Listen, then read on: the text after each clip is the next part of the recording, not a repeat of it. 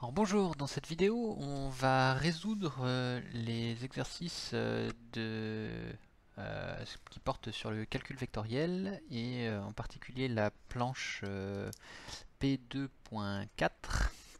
Donc ici vous avez le premier exercice qui se situe dans un contexte de mathématiques et où on doit calculer l'aire des triangles suivants. Donc il y a trois cas particuliers de triangles.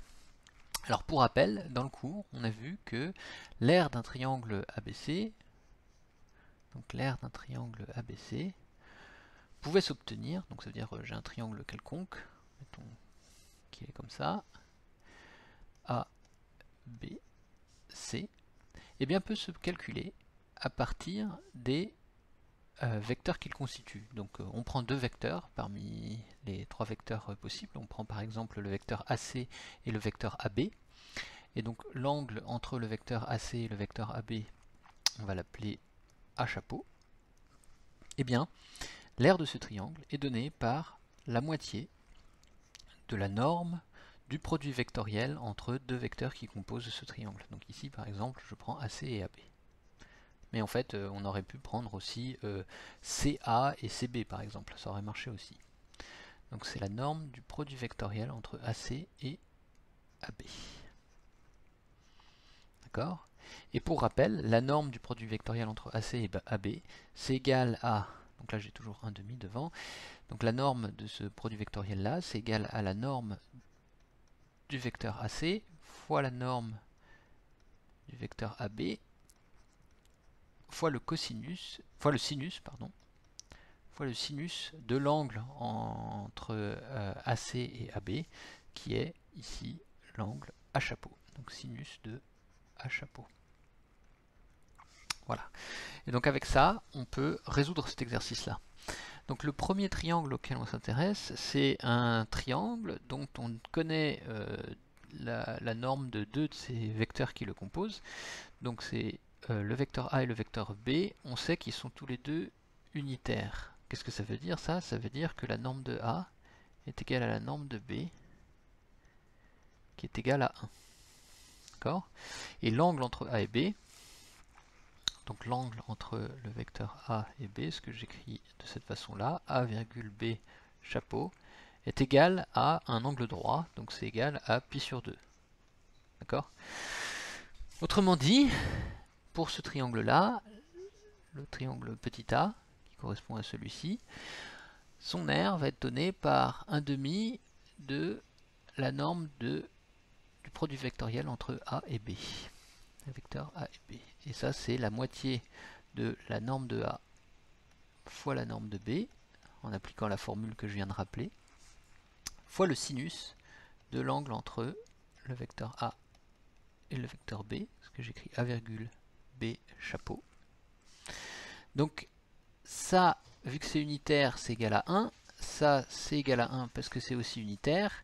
Et on vient de dire que l'angle entre A et B est égal à pi sur 2, donc son sinus vaut 1. Autrement dit, l'aire de ce triangle rectangle est tout simplement égale à 1 demi. Voilà, donc c'est très simple.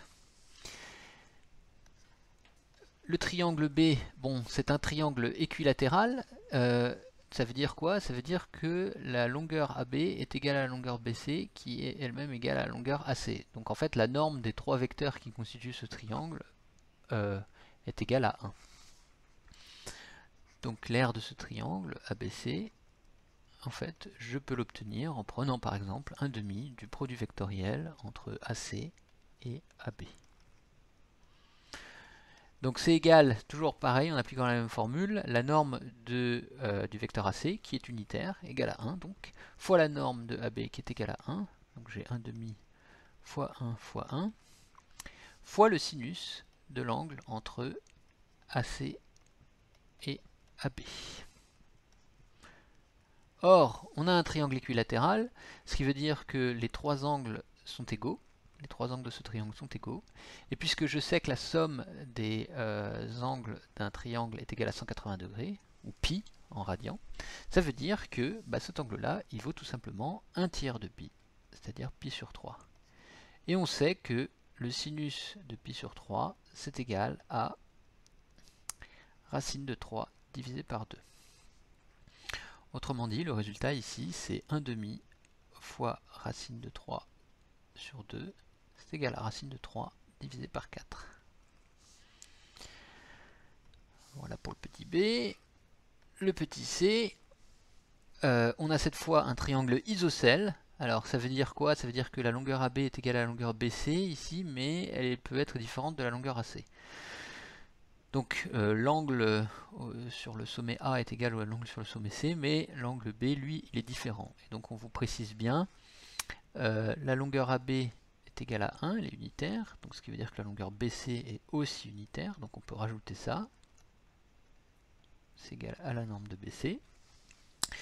Et on a B chapeau, donc l'angle sur le sommet B, qui est égal à pi sur 4.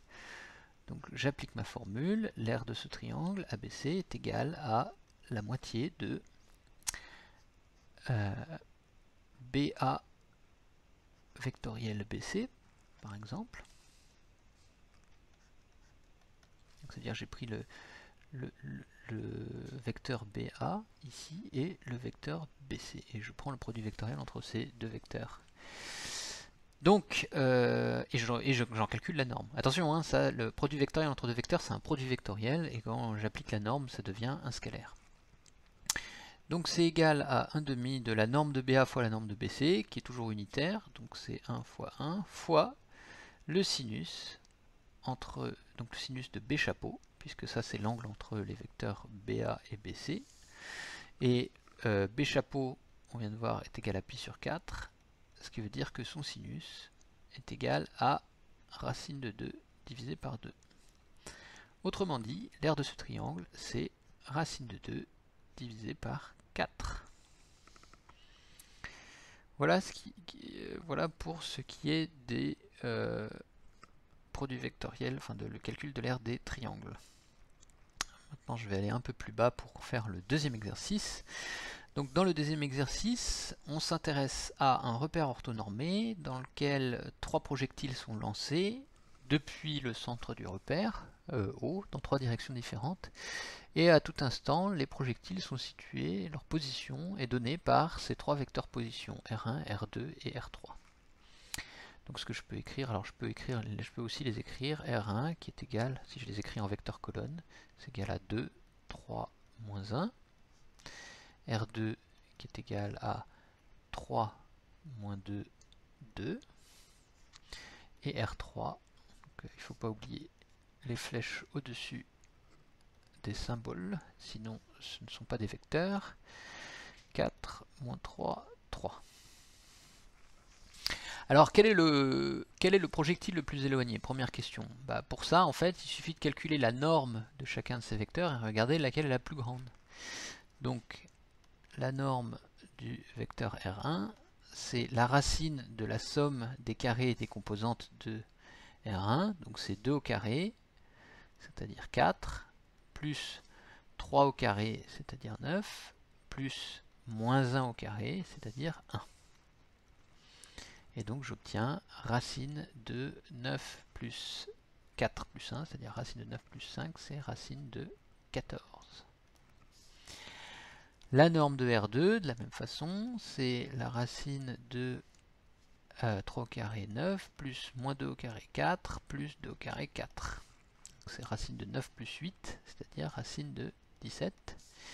Et finalement, la norme de R3, qui est égale à la racine de 4 au carré, c'est 16, plus moins 3 au carré, c'est 9, plus 3 au carré, c'est 9. Donc c'est-à-dire c'est 16 et 9, 25, 25 et 9, 34, c'est la racine de 34. Donc là on voit tout de suite que la norme de R3 est plus grande que la norme de R2, qui est elle-même plus grande que la norme de R1. Et donc le projectile le plus éloigné est le numéro 3. Le projectile numéro 3 est celui qui est le plus éloigné du centre. Alors, deuxième question. Deuxième question, calculer l'angle entre les directions des projectiles R1 et 2. Ben pour ça, on peut utiliser la définition du produit scalaire entre R1 et R2. Alors, pour rappel, R1 scalaire R2 c'est égal à la norme de R1 fois la norme de R2 fois le cosinus de l'angle entre R1 et R2. De l'angle orienté cette fois entre R1 et R2. Ce que je vais appeler θ pour pas avoir à me trimballer cette notation qui est un peu difficile. Autrement dit, θ, qui est l'angle entre R1 et R2, est égal à l'arc cosinus de R1 scalaire R2 divisé par la norme de R1 divisé par la norme de R2. Donc j'ai besoin de calculer le produit scalaire entre R1 et R2. Donc R1 scalaire R2 c'est égal à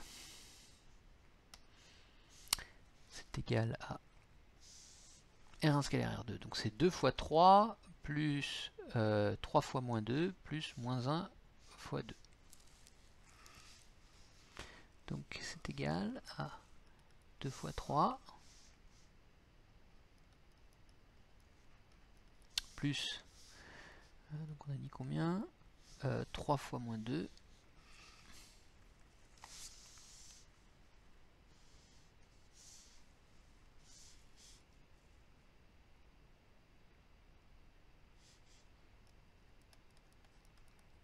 3 fois moins 2 plus moins 1 fois 2.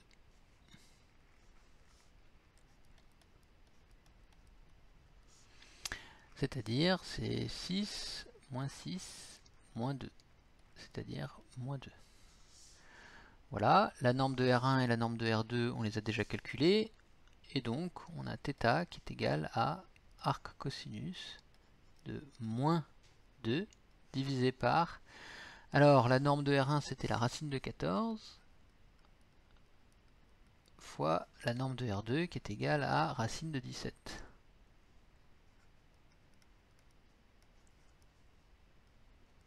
Voilà. Alors ça, je ne sais pas le calculer, je vais de tête, donc je vais utiliser une calculatrice, GeoBra par exemple. Donc en calculant l'arc cosinus de moins 2 divisé par racine de 14 fois 17, eh bien j'obtiens 97,45 degrés environ. 97,45 degrés environ.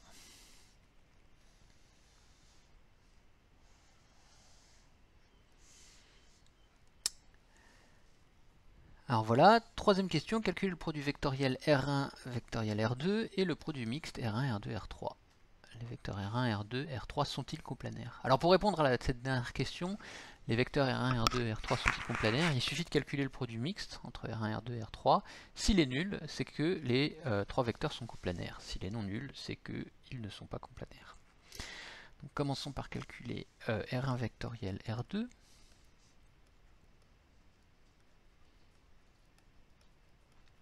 Donc R1 vectoriel R2, il faut que je recopie R1. Donc R1 c'est 2, 3, moins 1. Vectoriel R2 et R2 c'est égal à 3 moins 2, 2. Alors, pour rappel, ce calcul, il se fait comment? Il se fait en utilisant un produit en gamma. Donc pour la première ligne, on va rayer la première ligne, calculer la première composante de ce produit vectoriel, on raye la première ligne et puis on fait un gamma en dessous.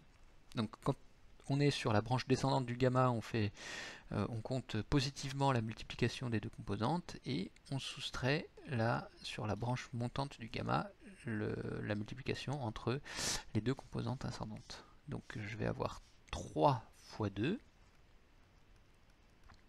moins 1 fois moins 2. Voilà. Pour la composante suivante, eh bien, je raye la deuxième ligne et je fais un gamma. Alors cette fois le gamma il part en dessous, donc je suis obligé de réécrire les deux premières composantes, la composante de la première ligne du produit vectoriel, je suis obligé de les réécrire en dessous ici. Donc j'ai moins 1 fois 3, moins 2 fois 2. Voilà. Et pour finir, dernière ligne. Alors, la dernière ligne, je raye à la dernière ligne et je fais un produit en gamma sur le haut. Donc ça me fait 2 fois moins 2. Donc ça c'est ce qu'on a vu dans le cours. Moins 3 fois 3. Voilà, et j'ai plus qu'à calculer, ligne par ligne. Donc 3 fois 2 ça fait 6. Moins 1 fois moins 2 c'est-à-dire 2. Moins 1 fois 3 ça fait moins 3. Moins 4. 2 fois 2 ça fait 4, 2 fois moins 2 ça fait moins 4, et 3 fois 3 ça fait 9, moins 9.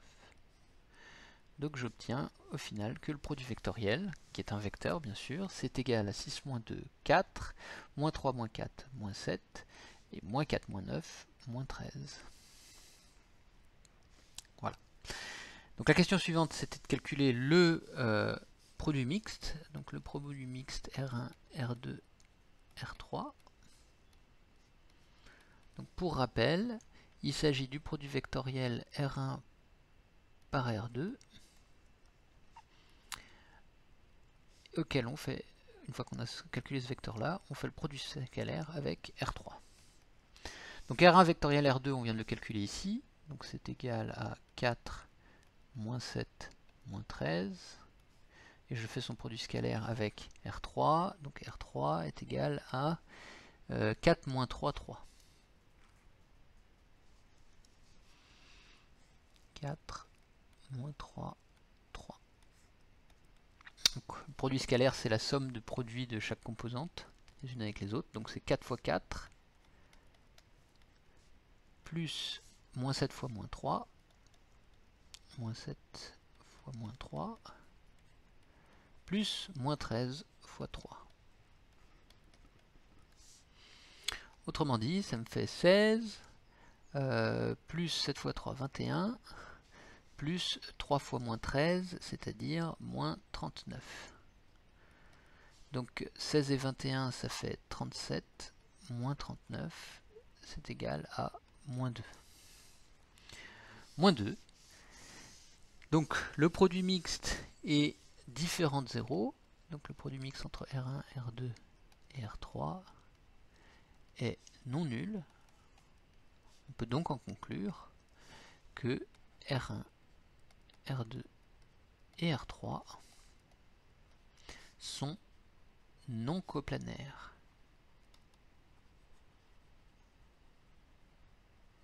Donc ils ne se situent pas dans le même plan, c'est ça que ça veut dire. Alors la dernière question, c'est on considère les vecteurs A et B définis dans R par grand A est égal à la somme de R1, R2, R3 et grand B est égal à R1 plus R2 moins R3. Déterminer les vecteurs unitaires A et B portés respectivement par grand A et grand B. Alors qu'est-ce que ça veut dire déterminer les vecteurs unitaires portés par ces vecteurs-là? Si je considère un vecteur, grand A, par exemple, eh bien, déterminer un vecteur unitaire porté par grand A, ça veut dire que c'est un vecteur qui va avoir même sens et même direction et même sens que le vecteur grand A, mais qui va être unitaire. Donc ça veut dire que la norme de petit a est égale à 1. Et une façon très simple de le construire, en fait, c'est de prendre le vecteur grand A et de le diviser par sa norme. Parce qu'il devient alors trivial que si je calcule la norme de ce vecteur-là, eh ben je vais avoir la norme de A divisée par la norme de A, qui est égale à 1. D'accord ? Et de la même façon, pour petit b, il suffit de calculer grand B sur norme de B. Donc, je vais d'abord commencer par calculer ces vecteurs-là, avant de les normaliser. Donc, il faut d'abord que je calcule le grand A, et puis ensuite que je calcule la norme de grand A. Donc, l'énoncé me dit que c'est R1 plus R2 plus R3. C'est-à-dire que c'est donc R1. Alors, on l'avait écrit ici, c'est 2, 3, moins 1. Plus R2 qu'on avait écrit ici, c'est 3 moins 2, 2.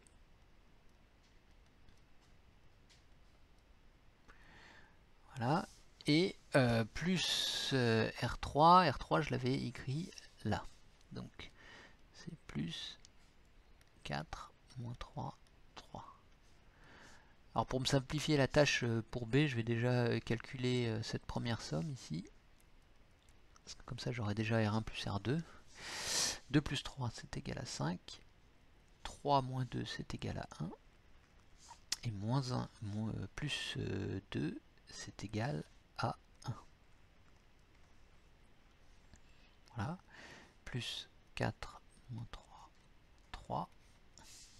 Et j'obtiens donc 5 plus 4, 9. 1 moins 3 moins 2. Et 1 plus 3, 4. Donc ça c'est le vecteur grand A. La norme de A, bah, c'est la somme des composantes au carré, la racine de la somme des composantes au carré. Donc c'est la racine de 9 au carré, 81, plus moins 2 au carré, c'est-à-dire 4, plus 4 au carré, c'est-à-dire 16. Et donc j'obtiens la racine de 4 et 6, 10 et 1, 11, je retiens 1 et 2, 1 et 1, 2, 2 et 8, 10, donc c'est la racine de 101. Voilà.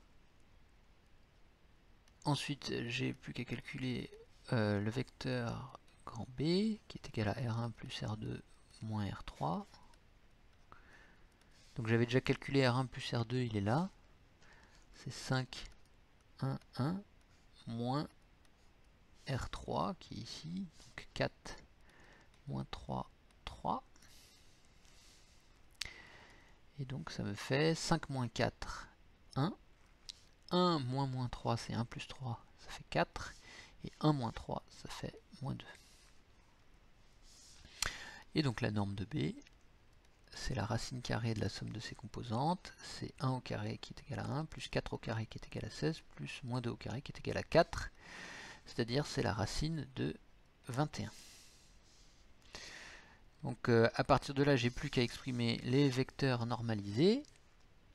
Donc, petit a qui est égal à grand A sur norme de grand A. En fait, c'est égal à 1 sur la norme de grand A qui est égal à racine de 101 fois le vecteur A qui est égal à 9 moins 2, 4. Et petit b qui est égal à grand B sur norme de grand B et qui est donc égal à 1 sur la norme de grand B, c'est-à-dire 1 sur racine de 21 fois le vecteur grand B qui est égal à 1, 4 et moins 2.